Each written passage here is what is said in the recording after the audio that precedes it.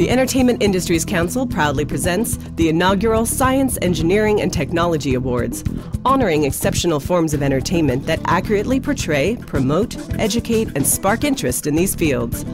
EIC encourages the art of making a difference and works to engage young audiences through mass media in order to tackle the critical challenge of motivating and inspiring youth to pursue science, engineering, and tech-related careers.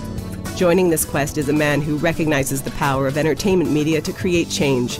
Rick Stevens of the Boeing Company is helping us in steering the young minds of this generation towards careers in these fields. With more on his vision, here is your host from the EIC, Skylar Zwick. I am Skylar Zwick, the Entertainment Industry Council's External Communications Director. Pleased to have with me today Rick Stevens, Senior Vice President of Human Resources and Administration for the Boeing Company.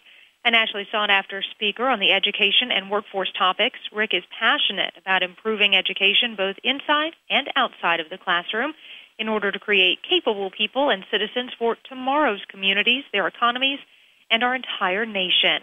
Of course, the Entertainment Industries Council is proud to also call him a partner and an ally as we begin these podcasts continuing for the inaugural S.E.T Awards 2011. Welcome, Rick. Hey, thanks very much, Skylar. Glad to be with you today. Well, it's wonderful to have you here because you really are so inspirational for people all over the globe. I have to ask you, how did you first find yourself involved with engaging and encouraging students to get into the fields of science, engineering, and technology and use those as their future career paths? So it actually started when I was leading the part of the Boeing Company that is responsible for the space shuttle. And we had huge outreach programs, brought in students every day to get them interested in math and science. And what I found was it was the astronauts, the space shuttle, the thought about flying in space that got them in, but it never really converted them to really want to pursue the math and science necessary to be successful. So it was back then in 1998, I said, we've got to do more to think about how do you not only get them attracted, but how do you say, hey, I want to go pursue that as a career. And Boeing, of course, is a world leader in aerospace, which is intimately connected to science, engineering, and technology. So with this, how do you meet the ever-increasing demand, considering the shortage of people pursuing these types of careers? Well, it really comes from we have a great brand within the Boeing Company. We're very fortunate, particularly at the college and universities that we have relationships with, some 150. So we are able to attract the best and the brightest.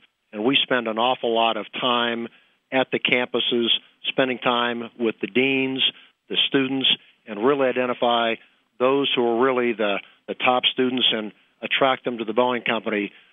But most do that and look to the college universities, and as we as a nation graduate about 72,000 engineering students each year. But more importantly, we've reached all the way back into the early learning side, and so early learning and K through 12, and have a whole host of programs aimed at helping teachers, aimed at helping administrators, aimed at helping with after-school programs. And while I would say there's been a huge effort focused on how do we improve education, I think we need to shift our discussion from how do we up education to how do we make sure students are ready to learn when they come in the classroom. And therefore, we have to spend a lot more time helping parents and caregivers get the students ready to go into the classroom. Absolutely. And whether it's higher education or early education, do you think there's a specific age we need to be introducing these skills? And how do we encourage the engagement of those parents and caregivers with students? See, and you raise a great question because I think it's more than about skills. I think it's about creating the right environment. And I think about my own life, growing up.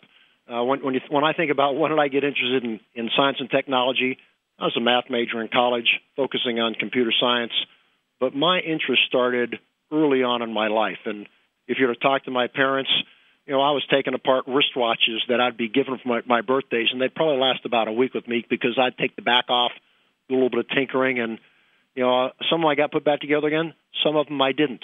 But I grew up living outside with hands-on experience with the Rector sets, with Lincoln Logs, all of those hands-on items. And frankly, I think one of the best things that parents and caregivers can do today is from a very early age, take and make sure that kids are not involved with computers. The last thing that our youngsters need in early age is a computer. They don't need a TV.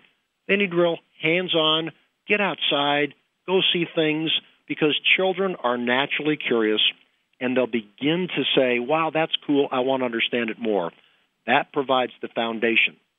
And then when they start getting into school, in the classroom, then their interests will begin to expand, and those who are naturally interested in the sciences, it will come out, but because they had that early foundation of experiences. But again, my view is we have too many focusing on the technology of the computer, and there's now a lot of research that is actually demonstrated what we've known for well up to 50 years, that the flat panels, the light screens, that's the exact opposite for early brain development.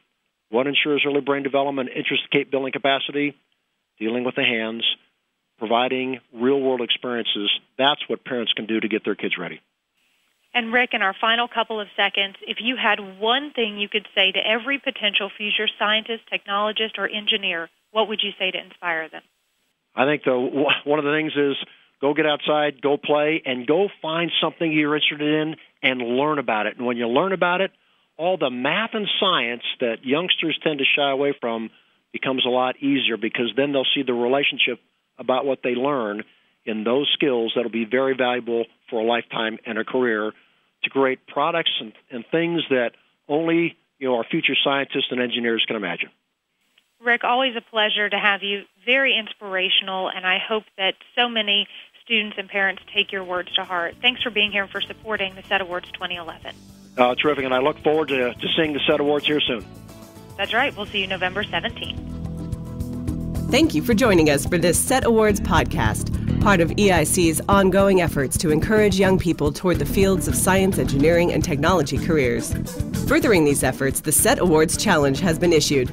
Log on to eiconline.org and submit your video entry for either a fiction or nonfiction production that depicts the power, creativity, and everyday influence of science, engineering, or technology.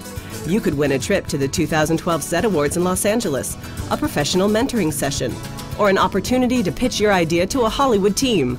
Learn all about it at eiconline.org.